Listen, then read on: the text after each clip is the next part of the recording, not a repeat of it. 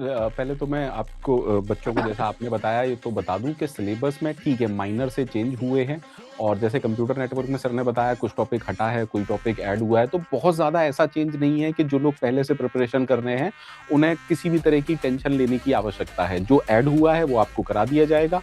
जैसा अंकित सर ने कहा क्रैश कोर्स भी उसी हिसाब से लिया जाएगा कि वेटेज जिसका इंक्रीज़ हो रहा है उस पर हम ज़्यादा फोकस करेंगे और जो टॉपिक हट गए हैं उन पर फोकस नहीं किया जाएगा, उनको नहीं पढ़ाया जाएगा, ठीक है? अब अंकित सर ने जैसे कहा कि भैया ऐसा नहीं है कि देखो आज आप आज पूछ रहे हो कि सर तैयारी करें तो रैंक आ जाएगी। हम कहेंगे ठीक है आ जाएगी क्योंकि जुलाई एंड हो रहा है, अभी भी आपके पास 6 महीने हैं, 180 दिन हैं, तो अगर आप मोटा-माटी सी 8 घंटे मिनिमम देते हैं तो पॉसिबल है। देखिए ये आपको समझना पड़ेगा कि आईआईटी कमिटी ने जब 1 साल का ड्यूरेशन रखा है तो कुछ सोच के ही रखा गया है। तो दैट मीन्स और नॉर्मली हमें 1 साल देना चाहिए अगर आप चीज़ों को आराम से करना चाहते हैं और कोई भी टेंशन नहीं चाहते हैं। बट ठीक है, अगर आपके पास टाइम कम है तो मेहनत आपको ज़्यादा करनी पड़ेगी, इस चीज़ को आप लोगों को समझना पड़ेगा। कल भी मैंने एक वीडियो बनाया, उस पर भी एक बच्चे का कमेंट आया था कि सर आप क्योंकि मैंने जो आपको रोड मैप दिया वो 8 से 9 घंटे का ही रोड मैप दिया, 8 से 9 घंटे, 8 से 10 घंटे।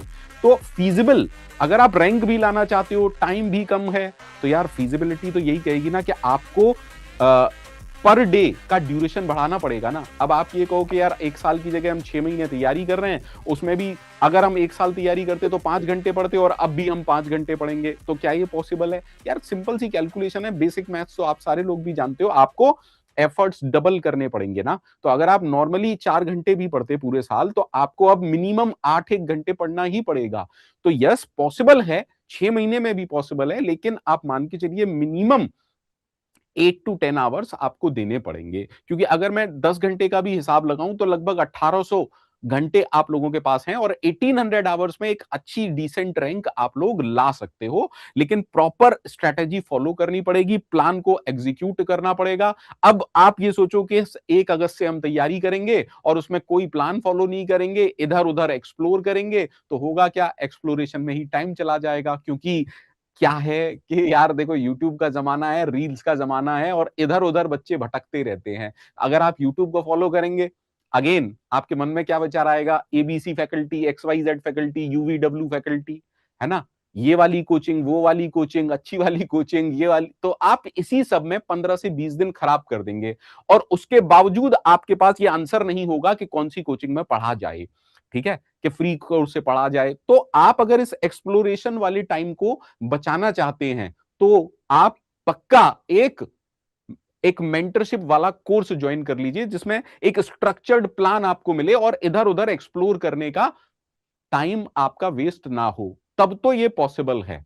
अदरवाइज अगर आप सोच रहे हो कि एक्सप्लोरेशन में भी टाइम दूं, अगर आपके पास रिसोर्सेज हैं, स्ट्रक्चर्ड वे में सब कुछ आपको पता है कि क्या चीज कहां से करनी है, तो 6 महीने इनफ है एक डिसेंट रैंक लाने के लिए। बाकी देखिए आपके एफर्ट्स पर सारी चीजें हैं।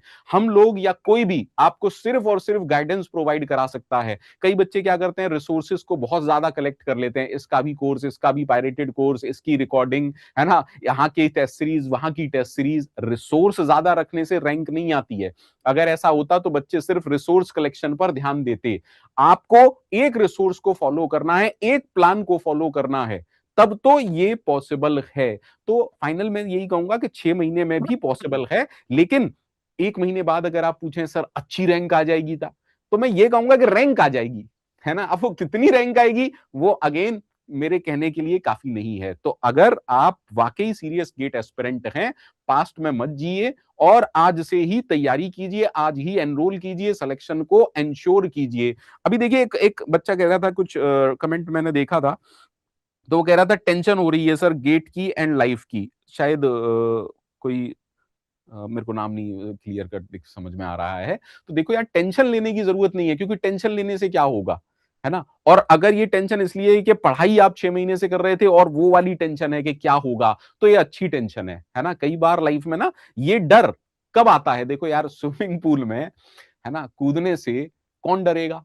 आप समझिएगा इस बात को। कई बार डर ना दो तरीके का होता है। एक तो ये कहीं मैं डूब ना जाऊं, है ना, कहीं मैं डूब ना जाऊं। अरे यार जिसको स्विमिंग आती ही नहीं है, पता है वो तैरेगा ही नहीं बहुत गहरे पानी में। वो कौन से पानी में जाएगा, 2 फुट वाले पानी में। समझिएगा इस बात को। आपने मेहनत की है, उस मेहनत के लिए हमको व्हाट इफ वाली फीलिंग आती है, और ये सबके साथ होता है। जो एक सेल्फ डाउट होता है ना, वो कोई भी प्रिपरेशन कर रहा हो, ऑल इंडिया रैंक 1 भी जिसकी आने वाली होगी ना, मान के चलिएगा अक्टूबर नवंबर में उसके भी पेट में गुड़गुड़ी होती है, क्या होगा, क्या मुझे फॉर्मूले सारे याद आ जाएंगे, इतना कुछ मैंने पढ़ा है, क्या वो रिकॉल हो पाएगा या नहीं हो पाएगा। तो ऐसा नहीं है, और टेंशन लेने से कुछ भी नहीं होगा, ये कंफर्म है।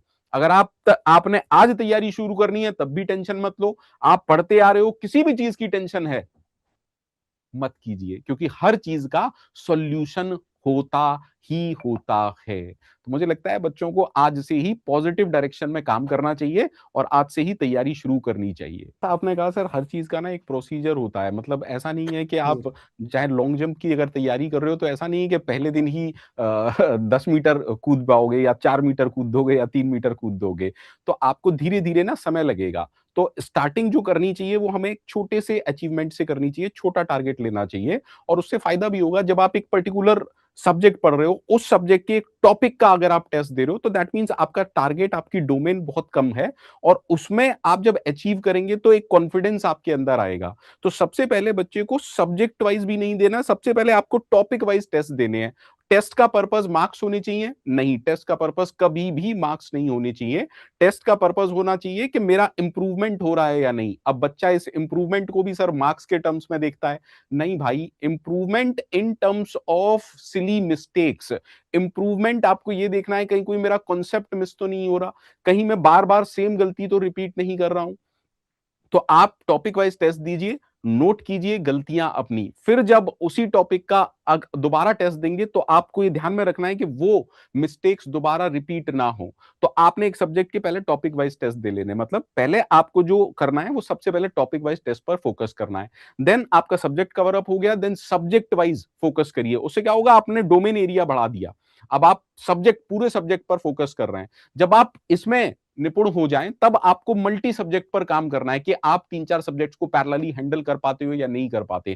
क्योंकि सिंगल सब्जेक्ट में क्या है, आप उसी सब्जेक्ट के बारे में रिकॉल कर रहे हो। देखिए, इट्स ऑल अबाउट रिकॉल। आप पूरे साल क्या करते हैं, डेटा को स्टोर करते हैं, और सिर्फ एग्जाम के दौरान हमारा ब्रेन उन चीजों को रिकॉल करता है। आपने देखा भी होगा, सबसे ज्यादा जो आप वरिड होते हो वो नवंबर दिसंबर, दिसंबर में आते ही बच्चा वरिड सिर्फ और सिर्फ इस बात से होता है, क्या फॉर्मूले याद आ जाएंगे, क्या मुझे ये वापस याद आ जाएगा, यार ओएस में ये फॉर्मूला है, सीएन में इतने फॉर्मूले हैं, क्या मैं कर पाऊंगा 10 सब्जेक्ट, कुछ याद आ जाएगा नहीं आ जाएगा।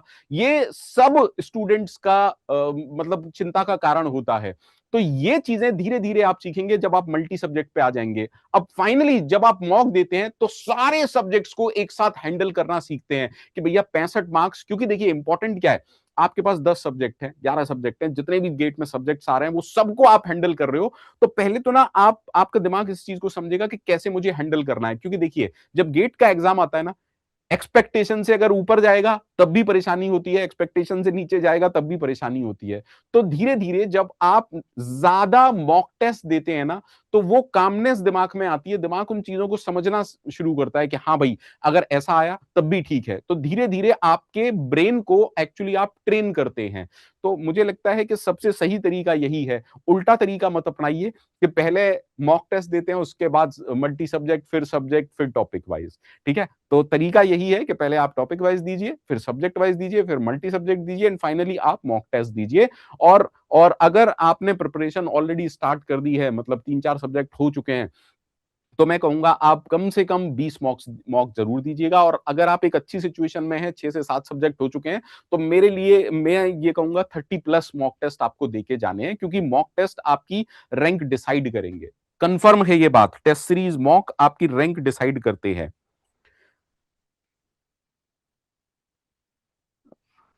एक बच्चा पूछ रहा है सर ड्रॉपर के लिए थोड़ा बताइएगा, डर लगता है कैसे होगा, बैकअप प्लान भी नहीं है। देखो यार, बैकअप प्लान जो आपका है ना, वो ये नॉलेज है जो आप गेन कर रहे हो। तो पहले तो इस फोबिया को अपने दिमाग से हटाओ कि मेरे पास बैकअप प्लान नहीं है।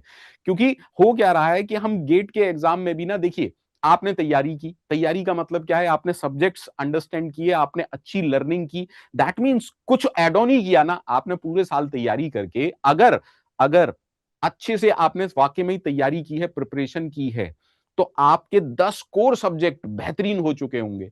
अब आप कह रहे हो कि बैकअप नहीं है, बैकअप है यार। दिस दिस डीपर नॉलेज, यही आपका बैकअप है। तो पहले कॉन्फिडेंस गेन करो। ऐसा बिल्कुल मत सोचो कि मेरे पास बैकअप नहीं है, यही आपका बैकअप है बेटा। सो बिल्कुल भी टेंशन मत लो, फोकस करो, अच्छे से एग्जाम पर फोकस करो, अच्छे से एग्जाम दो। ऐसा कुछ भी मत सोचो कि मेरे पास बैकअप नहीं है। You have the backup. जो भी कुछ आपने पढ़ाई की है वही बेटा आपका बैकअप है। ज्यादा मत सोचिए, क्योंकि उससे होगा क्या, इस डर से कुछ अच्छा नहीं होने वाला है, इस डर से कुछ ना कुछ गड़बड़ हो जाएगा। क्योंकि होता क्या है, समटाइम्स अगर हम मेंटली प्रिपेयर नहीं है ना, आपकी प्रिपरेशन कितनी भी अच्छी हो, एग्जाम में गड़बड़ करके ही आएंगे आप।